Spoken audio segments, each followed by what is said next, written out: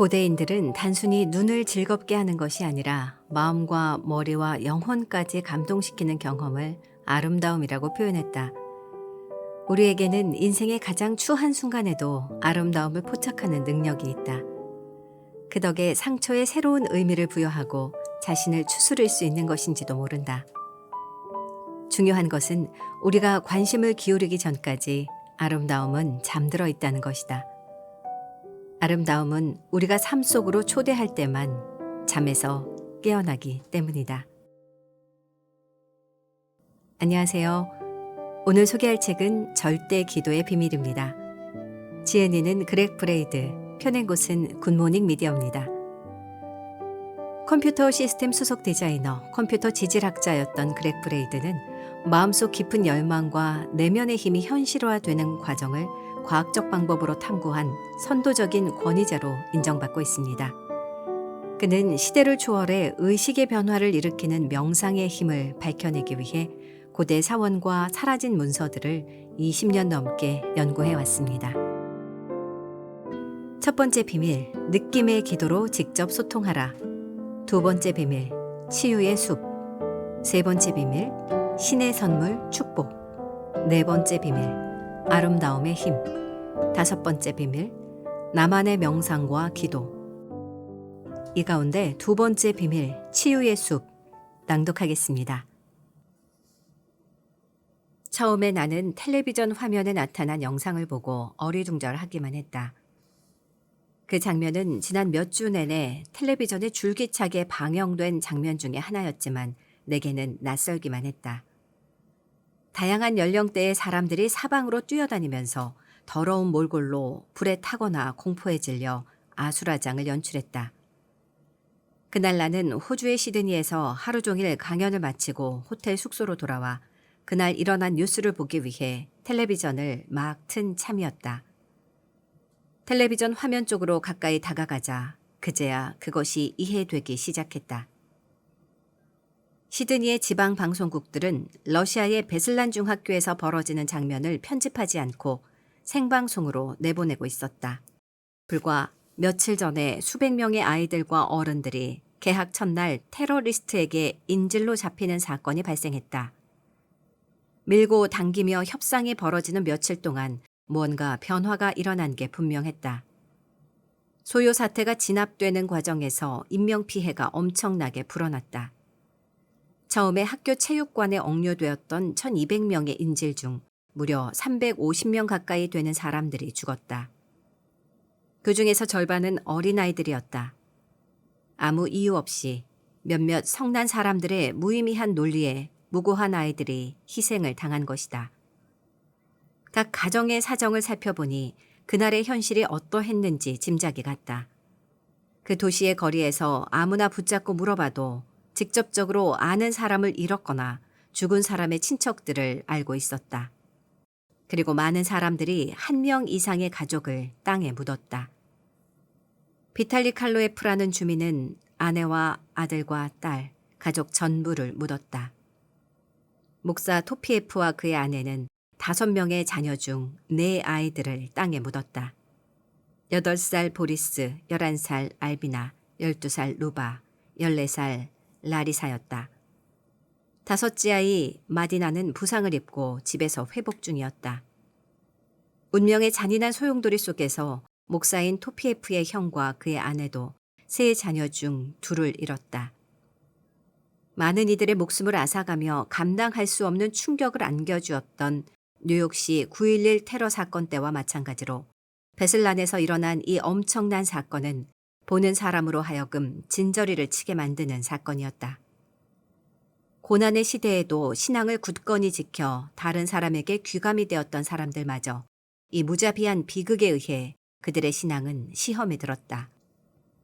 로안 윌리엄스 캔터베리 대주교는 죄 없는 아이들이 학살되는 장면을 지켜보면서 순간적으로 하느님에 대한 자신의 믿음을 의심했다고 인정했다. 베슬란에서 하느님은 어디에 계시나이까? 그는 물었다. 윌리엄스 대주교는 많은 사람들이 은밀히 느꼈을 상처받은 마음을 공개적으로 토로했다. 베슬란 주민들이 느낀 충격과 불신과 고통은 언론을 통해 전파되었고 전 세계 사람들은 그 아픔을 나누었다. 그날 수백만 명의 사람들이 마음을 다한 기도로 러시아 사람들의 가슴 아픈 상처에 공감했다. 러시아의 베슬란 사건이나 미국의 9.11 테러처럼 전 세계적으로 널리 알려진 대참사든 각자 인생에서 일어난 일이든 상실과 비극에 대처하는 자세는 우리 각자가 평생에 걸쳐 해답을 구해야 할 난제이다. 누구나 상처를 받는다고는 하지만 상처에 대처하는 자세는 각기 다르다. 누구나 살면서 실망하는 일을 겪기 마련이지만 고통과 상실감을 해결하지 않은 채 남겨두면 그것이 건강과 인생과 아끼는 관계들을 파괴할 수 있다. 하지만 상처 안에서 지혜를 찾는다면 가장 고통스러운 경험에도 새로운 의미를 부여할 수 있다. 그렇게만 된다면 자기 자신을 위해서, 가족을 위해서, 사회를 위해서 더 나은 사람이 된다. 그것이 우리가 더 나은 세상을 건설하는 길이다. 얼마나 참을 수 있을까? 사람들은 고통 너머에 치유의 힘이 존재한다는 사실을 수세기 전부터 알고 감사해왔다. 그 사실이 나그 한마디 문서에 기록된 것은 지금으로부터 거의 2000년 전 2세기 무렵이었는데 기록될 당시에도 그랬지만 오늘날에도 중요한 의미를 띈다고 하겠다. 고대 그노시스 문서 중에는 우리가 고통에 취약한 것을 치유와 생명으로 통하는 출입구라고 표현한 구절이 있다. 또한 영감으로 가득한 도마복음서에서 예수는 상처를 받음으로써 얻는 힘에 대해 이렇게 설명했다. 고통받고 나서 삶을 찾은 인간은 축복받은 인간이다. 예수의 가르침은 계속된다. 그대의 마음속에 가진 것을 열매 맺는다면 그것이 그대를 구원하리라.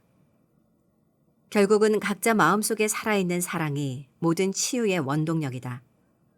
하지만 사랑을 느끼기 위해서는 고통에 취약해야 한다.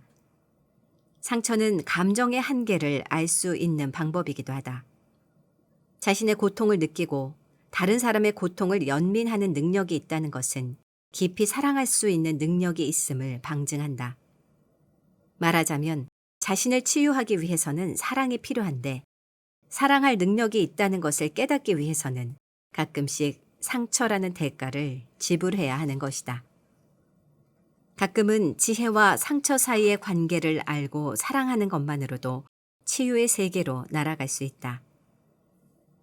베슬란에서 소요 사태가 계속되는 며칠 동안 러시아 사람들은 한결같이 같은 질문을 던졌다. 테러리스트가 내무부 건물을 장악한 사건으로 92명이 죽었고 이륙하자마자 2대의 여객기가 거의 동시에 폭발하면서 90명이 목숨을 잃은 데다 베슬란에서 350명이 넘는 인명피해가 발생하는 현실을 지켜보면서 러시아 사람들은 이렇게 물었다. 얼마나 더 고통을 견딜 수 있을까? 고대의 전통은 이 질문에 대해 간단명료하게 직접적인 대답을 제시한다. 커다란 시련에 맞닥뜨렸을 때 우리에게는 이미 역경을 견디고 스스로를 치유하는 데 필요한 모든 것이 있다는 뜻이다. 세상의 어머니들은 이 불변의 진리를 명료하고 따뜻한 문장 안에 담아 세대를 거쳐 전수해왔다. 신은 우리가 견딜 수 있는 이상의 것은 주지 않는다. 이 단순한 말 속에 담긴 약속은 오랜 세월을 거쳐 우리에게 전해 내려왔으며 이제는 과학에 의해 뒷받침되고 있다. 우리는 인생의 시련을 이겨내는 데 필요한 모든 것을 이미 갖고 있다. 위안과 통찰력은 자기계발서와 잡지, 기사, 세미나에서도 얻을 수 있지만 우리에게 필요한 영적 도구는 이미 우리 안에 존재한다. 어디까지 고통을 견딜 수 있을까라는 의문에 대한 해답은 어쩌면 의외로 간단한 것 같다. 그 이유는 좀 더 설명이 필요하다. 어떻게 하면 감정과 경험이 이끄는 삶을 살 수 있는지 이제부터 자연으로 눈을 돌려보자. 균형이 항상 좋은 것은 아니다. 20세기 초반의 자연주의자 아렌 엘리엇은 자연이 도표와 숫자로 예측되는 패턴을 따른다고 생각했다. 인구의 증감에서부터 기후의 순환을 아우르는 그의 연구들은 자연이 추구하는 것이 균형이라고 결론지었다. 엘리엇은 인간을 자연의 일부로 보면서 주식시장에서 돈을 쓰는 행태를 포함한 인간의 삶 역시 자연의 패턴을 따르며 그 패턴은 모델과 도표로 만드는 것이 가능하다고 주장했다. 엘리엇은 자신의 이론을 경제 주기에 적용하는 데 성공했는데 그의 연구를 토대로 훗날 엘리엇 웨이브 이론이라고 알려진 주식시장을 예측하는 역사상 가장 훌륭한 도구가 만들어졌다. 돈을 쓰는 습관 등 인간의 모든 행태를 숫자로 나타낼 수 있다는 주장은 그다지 파격적인 생각은 아니다. 숫자는 우주의 기원에서부터 커피잔 속의 우유 소용돌이까지 모든 것을 나타내는 만국 공통어라고 볼 수 있다. 그렇다면 눈에 보이는 자연계를 설명하는 이 과정이 눈에 보이지 않는 감정과 감성의 세계를 대변한다고 볼 수 있지 않을까. 프랙탈 기하학은 세상을 설명하는 혁신적인 방법으로 최근에 두각을 나타내고 있는 수학인데 수학의 예술을 가미해 방정식이 함축한 의미를 시각적으로 보여준다. 번개나 눈송이처럼 부분과 전체가 똑같은 자기 유사성을 갖는 모양이 계속 나타나는 구조인 프랙탈 기하학을 이용하면 삐죽삐죽한 산봉우리에서 혈관까지 해안선에서 시로라기까지 눈에 보이는 자연계의 많은 것들을 모델로 만들 수 있다. 덕분에 가끔씩 무미건조하고 삭막한 숫자의 세계를 벗어나 언어로서 세상을 묘사하는 아름답고 신비한 숫자의 세계로 여행을 떠날 수 있다. 가장 널리 알려진 프랙탈 패턴은 만델브로 방정식 혹은 만델브로 집합이다. 수학자인 베노아 만델브로가 1970년대에 창안한 살아있는 방정식이 컴퓨터에서 작동하기 시작하면 곡선과 나선과 레이스 모양이 짧은 시간 안에 모습을 바꿔가며 아름다운 패턴을 끊임없이 만들어낸다. 자연의 균형과 혼란 사이에서 영원히 끝나지 않을 춤을 추는 것이다. 컴퓨터 화면 속에서 여러 가지 색깔과 패턴이 변하는 모습을 보고 있노라면 그것이 마치 삶 속에서 역동적으로 펼쳐지는 감성의 파노라마를 대변하는 것만 같다. 나타났다가 사라지기를 반복하는 그 패턴들은 우리네 삶을 수놓는 수많은 관계와 사건과 그 속에 녹아있는 희노애락을 대변한다. 모든 패턴이 각자의 자리에 있을 때 균형이 이루어지는 것처럼 우리도 모든 조건이 갖추어져 있을 때 가장 큰 선물을 받게 될 뿐만 아니라 가장 큰 시련을 겪게 된다. 이 이미지들은 주고받음, 수축과 팽창, 상처와 치유라는 영원히 끝나지 않는 상반된 요소의 춤을 상징하며 항상 완벽한 균형을 이루었다가 기울어지기를 반복하는 것이 세상의 이치라는 사실을 암시한다. 컴퓨터에 나타났다가 사라지는 이미지들을 보면 우리네 삶을 떠올리게 된다. 알아야 할 것을 모두 알고 살아가는 데 필요한 모든 것을 갖추어 그 영혼의 도구 상자로 자신을 치유할 때만이 비로소 사랑과 일과 인맥을 자신에게 끌어당겨 그것에 우리가 배운 것들을 적용할 수 있다. 도구가 없다면 절대 그런 경험을 할 수 없다. 삶이 우리를 핥히고 실망시키고 우리의 것을 빼앗고 배반한다 하더라도 우리는 이미 그 난관을 헤쳐나가는 데 필요한 것을 갖고 있다는 뜻이다. 균형을 목표로 삼기보다는 변화를 일으키는 촉매로 여기는 자세가 중요하다. 이것은 현실에서든 프랙탈 이미지에서든 마찬가지다. 패턴은 컴퓨터 화면 속에서 완벽한 균형을 찾고 나서야, 즉 패턴들은 균형을 이루고 나서야 분해되기 시작하면서 더 큰 균형을 지닌 한층 더 새로워진 패턴으로 진화하는 것이다. 우리네 삶도 이와 별반 다르지 않다. 프랙탈 이미지가 짧은 시간 내에 균형을 이루는 데 반해 우리가 영적 도구들을 축적하는 데 걸리는 시간은 정해진 기간이 없는 것 같다. 디지털 영상은 해체되었다가 다시 모이는데 불과 몇 분밖에 걸리지 않지만 우리 내부에서 특정 주기가 완성되려면 몇 달 내지는 몇 년, 수십 년, 때로는 평생에 걸리기도 한다. 흔히 우리는 같은 패턴을 반복한다. 비슷한 부류의 직장을 옮겨 다니고 비슷한 사람들을 만나 사귀고 비슷한 이성을 만나 연애를 하고 나서야 깨달음을 얻는다. 왜 그런 행동을 했는지 깨달음을 얻고는 아하 하며 무릎을 탁 치게 된다. 예를 들어보자. 당신이 새로운 도시에서 새로운 동료와 새로운 일을 시작할 수 있는 이유를 생각해 본 적이 있는가? 하지만 이름까지 바꾸고 새로운 곳에서 새 출발을 했는데 지난번 직장을 그만두고 떠났을 때와 똑같은 상황에 처했다면? 여기서 당신이 반복하는 패턴은 좋고 나쁨을 따질 수 없다. 가치 판단을 배제하고 생각해 보자.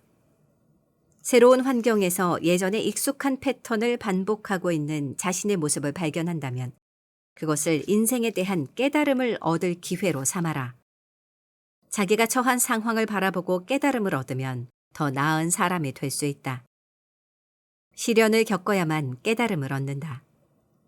이 원칙을 알든 모르든 인생이 우리에게 어떤 시련을 주든 위기 상황에 처했을 때 우리는 이미 문제를 해결하고 상처를 치유하며 시련을 극복하는 데 필요한 모든 것을 갖추고 있다. 그럴 수밖에 없다. 그것이 자연의 이치니까. 가장 높은 꼭대기에서 가장 낮은 바닥으로. 균형과 변화의 순환에 면역이 된 사람은 없다.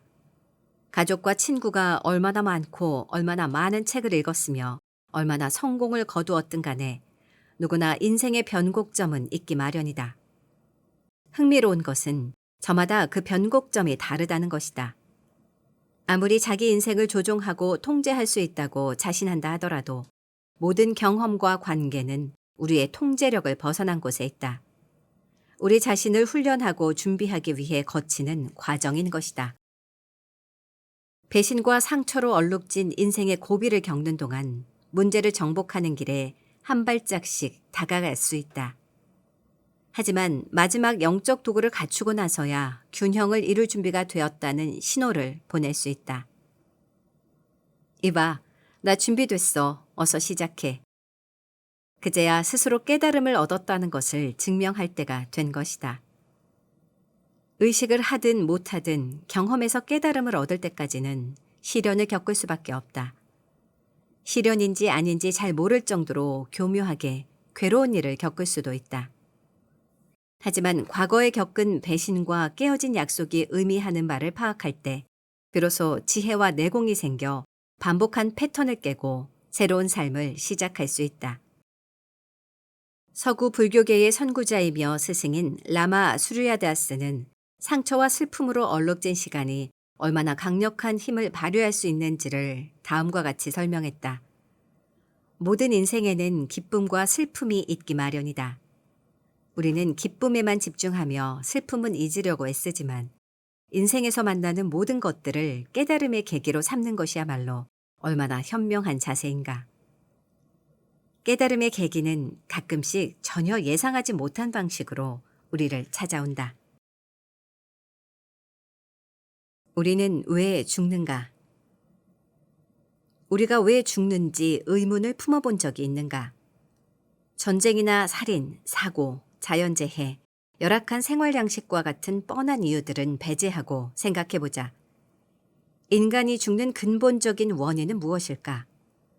전통과 종교가 암시하는 대로 우리가 신의 영혼과 지구의 몸을 가졌다면, 그리고 의학이 믿는 대로 우리의 세포가 치유와 재생의 능력을 가졌다면 왜 우리의 몸은 시들고 소멸해 가는 걸까?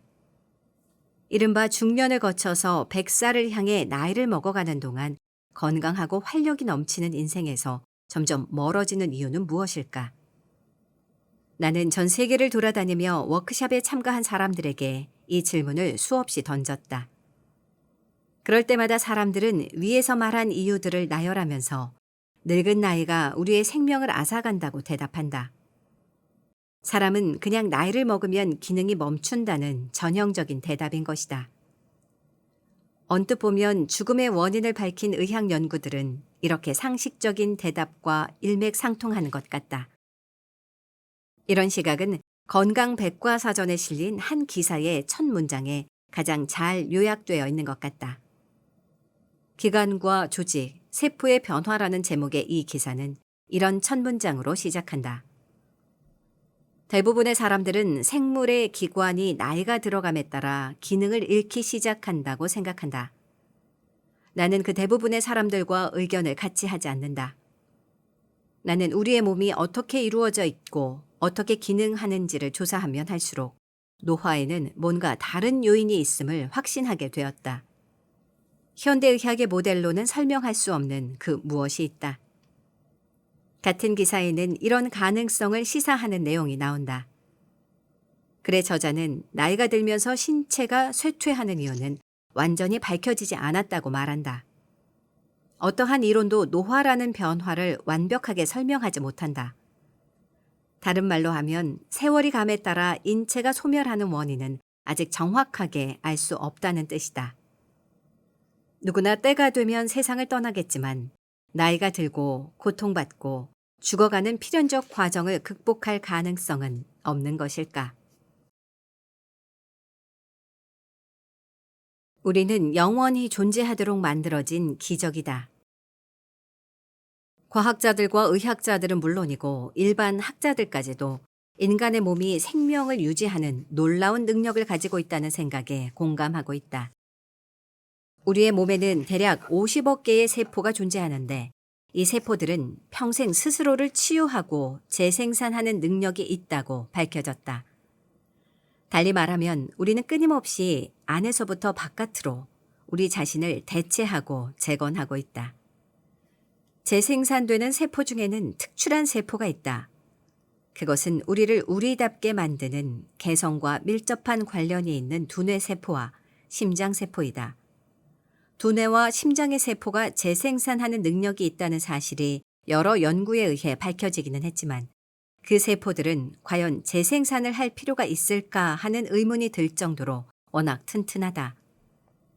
인체의 기관과 뼈와 조직은 겉으로 보기에는 복잡해 보이지만 사실은 대부분이 수소, 질소, 산소, 탄소라는 4가지 구성 요소로 만들어져 있다. 이 4가지 원소는 우주 전체에서 가장 풍부하게 존재하는 물질이다. 말하자면 우리는 별과 은하계를 구성하는 것과 같은 물질로 만들어져 있다는 뜻이다. 따라서 우리 몸을 건물에 비유한다면 건물의 자재가 모자랄 일은 없는 것이다. 그렇다면 도대체 우리는 왜 죽는 것일까? 약물의 오남용과 오진을 제외하면 65세 이상 성인의 생명을 가장 위협하는 것은 심장병이다. 심장이 잠시도 쉬지 않고 끊임없이 일을 한다는 사실을 생각해보면 이것은 참으로 흥미로운 통계가 아닐 수 없다. 인간의 심장은 하루에 대략 10만 번 뛰며 1년이면 25억 번에 달한다. 하루 24시간 동안 대략 2만 킬로미터에 달하는 동맥과 혈관, 모세혈관 속으로 약 6리터의 혈액을 공급하는 것이다. 심장은 우리가 엄마 뱃속에서 잉태될 때 두뇌를 제치고 제일 처음 만들어지는 기관일 정도로 우리가 누구로 어떤 삶을 사느냐에 중대한 영향력을 미친다. 공학 분야에서는 전체 프로젝트의 성공 여부가 한 가지 요소에 달려 있을 때 그 요소에 절대 시스템의 지위를 부여한다. 항공 우주 분야를 예로 들어보자. 화성에 착륙하게 될 탐사선에는 기계가 고장이 나면 고칠 사람이 없기 때문에 우주선 엔지니어는 프로젝트를 성공하기 위해 반드시 2가지 중 1가지 일을 수행해야 한다. 전체 임무의 성공 여부를 좌우하는 절대 시스템 장비인 탐사선을 절대 고장이 나지 않도록 한 대만 정교하게 만들거나 혹은 고장이 날 경우 대체할 수 있는 지원 시스템을 구축해야 한다. 때에 따라서는 2가지를 다 하기도 한다. 인체의 모든 세포에 생명의 혈액을 공급하는 기적의 기관인 심장은 스스로를 치유하고 오랫동안 버티는, 말하자면 전체 장치의 절대 시스템인 셈이다. 우리는 이 위대한 기관의 정지로 인해 사랑하는 사람을 잃을 때마다 그 사람에게 무슨 일이 일어난 것인지 그 진실에 대해 자문해 보아야 한다. 인체에서 가장 먼저 발달했으며 그토록 오랫동안 훌륭하게 자기 몫을 해왔고 재생산의 활동이 필요 없을 만큼 견고한 세포를 가진 기관은 어째서 고작 몇십 년 만에 동작을 멈추어 버리는 것일까? 우리가 고려하지 않은 다른 요소가 있지 않고서야 도무지 말이 되지 않는다. 현대의학은 콜레스테롤과 식이요법에서부터 환경의 독소와 스트레스에 이르기까지 심장의 건강에 영향을 미치는 원인을 생리적인 요인과 생활 양식에서 찾고 있다. 순전히 화학적인 측면에서만 본다면 이러한 요인들이 원인일 수도 있겠지만 그러한 설명만으로는 그 요인들이 발생하는 이유조차 밝혀내지 못한다. 도대체 심장의 정지란 정확히 무엇을 의미할까? 심장병에 영향을 미치는 일반적인 요인은 고대인들이 우주와 소통하는 강력한 언어라고 표현한 보이지 않는 힘, 즉 인간의 감정과 관련이 있는 것은 절대 우연이 아니다. 혹은 우리는 신체에서 가장 중요한 심장이라는 기관을 짓누르는 감정을 느끼며 살아가고 있지는 않는가? 우리를 죽이는 상처. 무엇이 우리의 생명을 앗아가는가? 이 의문에 대한 해답은 가히 충격적이다. 신체를 대상으로 실시한 첨단 연구들은 생명체 자체가 스스로 자기 신체의 괴멸을 유발할 가능성을 제시하고 있다. 해결되지 않은 부정적인 감정들, 즉 마음의 상처는 우리가 흔히 심장질환을 일으킨다고 여기는 긴장, 염증, 고혈압, 동맥경화와 같은 신체적 여건을 유발한다는 것이다.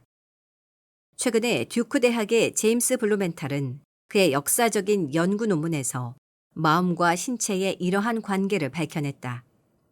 그는 두려움과 좌절감, 불안, 실망감과 같은 부정적인 감정들을 오랫동안 경험하면 이것들이 심장을 파괴하고 생명을 위협한다고 보았다. 이런 감정들은 흔히 말하는 상처의 범주 안에 포함된다. 그 밖에 다른 연구들도 몸과 마음의 상관관계를 뒷받침하고 있다. 영국의 호프만 연구소를 설립한 심리치료사 팀 로렌스는 이른바 옛 상처와 실망감을 용서하고 치유하지 못할 경우 우리에게 미치는 영향을 이렇게 설명했다. 상처는 적어도 건강을 빼앗아간다. 로렌스는 분노와 불안감이 고혈압과 두통, 면역력 저하, 복통, 궁극적으로 심장마비까지 일으킬 수 있음을 밝혀낸 블루멘탈의 연구를 비롯해 다른 많은 연구들을 거론하며 자신의 주장을 뒷받침한다. 블루멘탈의 연구에서 유추할 수 있는 사실은 어떤 상황에서든 감정적 대응의 농도를 낮추면 심장 발작을 방지할 수 있다는 점이다. 이것이 바로 마음의 상처를 치유해야 하는 이유인 것이다. 비생명체인 마음의 상처는 말 그대로 우리의 몸을 파괴하고 심지어 생명을 앗아갈 수 있는 생명체의 힘을 발휘하는 것이다. 블루멘탈의 연구를 비롯한 다른 연구들은 단기간 내에 부정적인 감정을 경험하는 것이 나쁘다거나 건강에 해롭다고 주장하는 것은 아니다. 살면서 겪게 되는 이러한 감정들은 지금 일어나고 있는 일에 관심을 기울이고 치유를 하라는 일종의 경종인 것이다. 하지만 이러한 감정들을 무시하고 해결하지 않은 채 몇 달이고 몇 년이고 평생을 지낸다면 화근을 키울 수가 있다. 그렇다면 우리는 인생의 고해를 헤엄치는 동안 스스로 상처를 받고 죽음에 이른다는 뜻일까? 블루멘탈의 연구는 그 가능성을 다음과 같이 언급하고 있다. 사람들이 흔히 가슴이 찢어지는 아픔으로 죽어간다는 말을 하는데 실제로 상실과 실망에 대한 극심한 감정적 반응은 치명적인 심장 발작을 유발할 수 있다. 고대의 전통들은 당대의 언어로 이런 가능성을 정확하게 암시하고 있다. 처음 100년이 가장 힘들다. 인간이 오래 살아봐야 100살 언저리인 이유는 무엇일까? 왜 지금은 200살이나 500살을 살지 못할까? 모세 오경과 구약 성경의 내용을 사실이라고 가정한다면 많은 고대인들은 대개의 경우 100살을 살지 못하는 현대인에 비해 수백 년을 살았다. 예를 들어 아담은 930년까지 살았고 무두셀라는 969년, 노아는 950년을 살았다고 기록은 전한다. 기록에 따르면 이 남자들은 하루하루 연약한 목숨을 이어가는 껍데기뿐인 노인들이 아니었다. 인생의 후반기에도 행복한 가정 생활을 누리고 새로운 가정을 꾸릴 만큼 정력과 활기가 넘쳤다. 우리라고 안 될 이유가 무엇인가? 인체는 오랫동안 버티도록 만들어졌다. 모세 오경에 따르면 노아는 대홍수 이후에도 무려 350년을 더 살았다.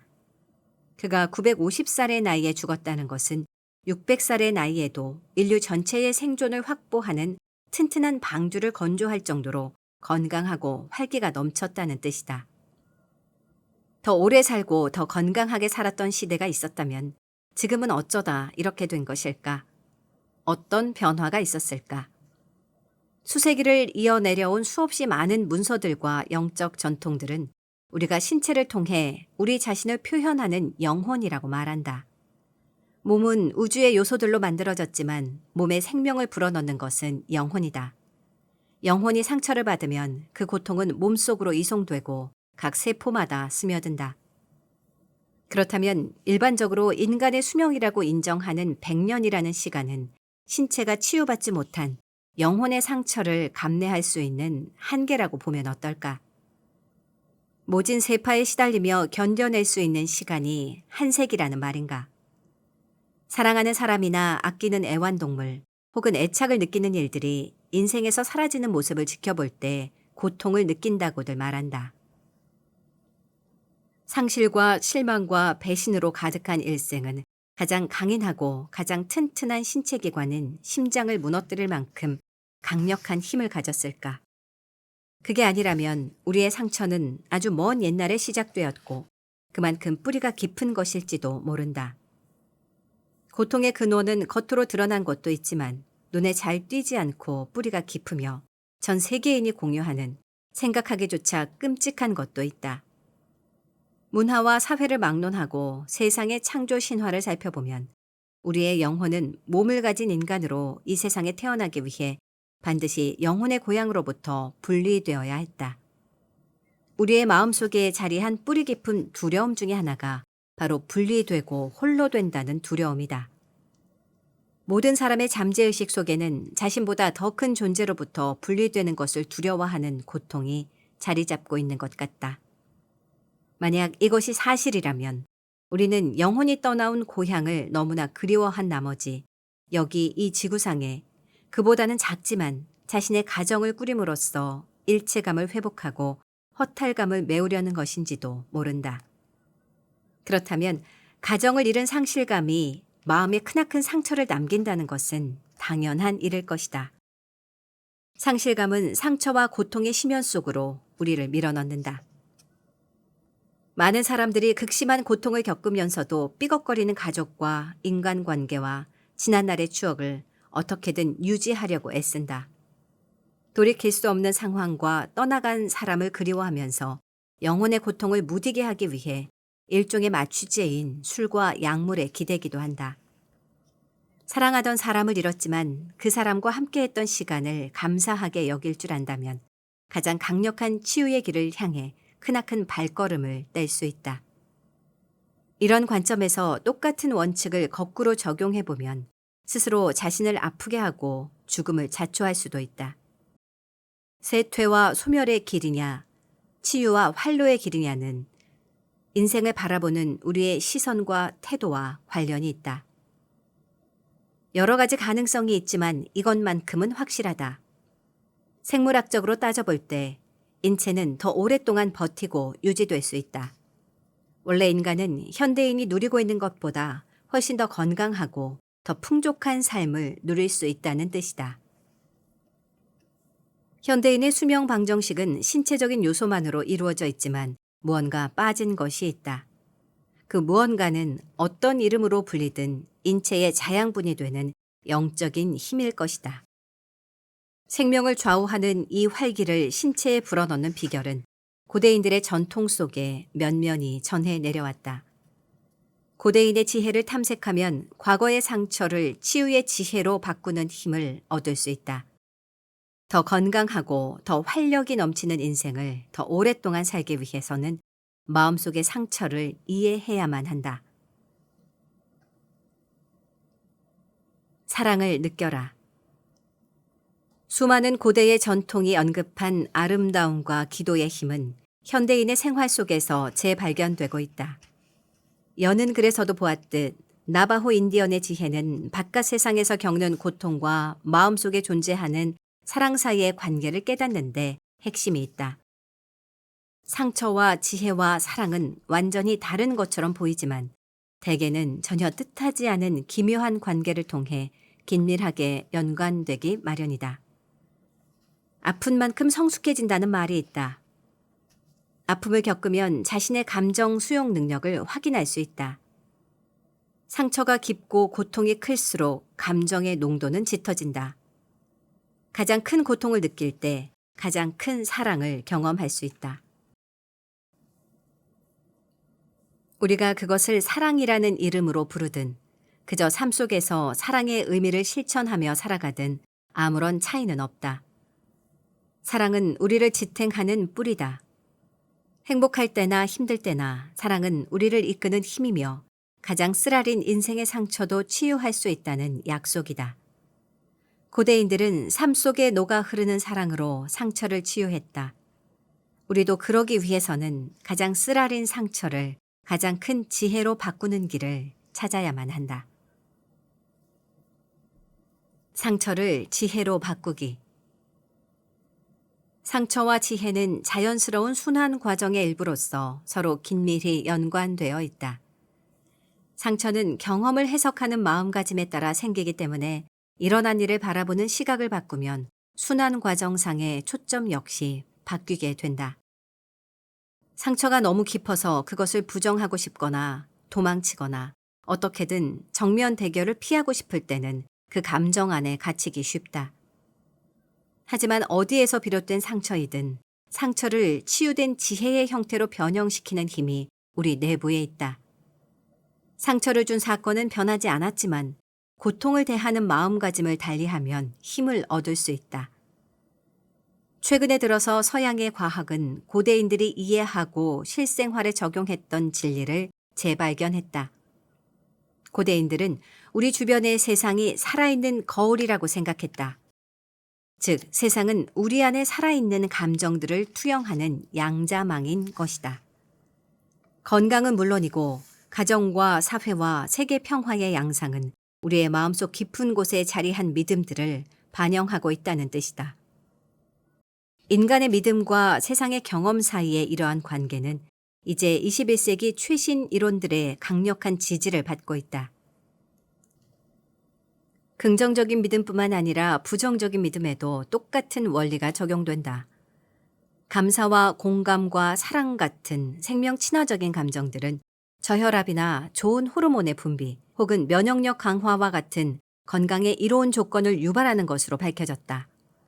마찬가지로 노여움과 미움, 질투, 분노와 같은 생명의 해로운 감정들은 불규칙한 심장박동과 면역력 저하, 스트레스 호르몬 수치 등을 증가시킴으로써 생명을 위협하는 상황을 촉진한다. 바로 이런 원리에서 강력한 창조의 힘을 이해하는 실마리를 찾을 수도 있다. 인생의 진리를 찾아다니던 구르지에프는 어느 나라인지도 모르는 외딴 곳의 수도원에 이르렀을 때 마음속에 강력한 힘을 일깨울 때까지 그곳에 남아있으라는 초대를 받았다. 그대의 마음 안에서 그 무엇으로도 파괴되지 않는 힘을 얻을 때까지 이곳에 계십시오. 그의 스승이 말했다. 그 힘은 상처를 치유하는 사랑과 지혜와 공감이라고 나는 믿는다. 마음의 상처에 새로운 의미를 부여하면 평범한 시각을 뛰어넘을 수 있다.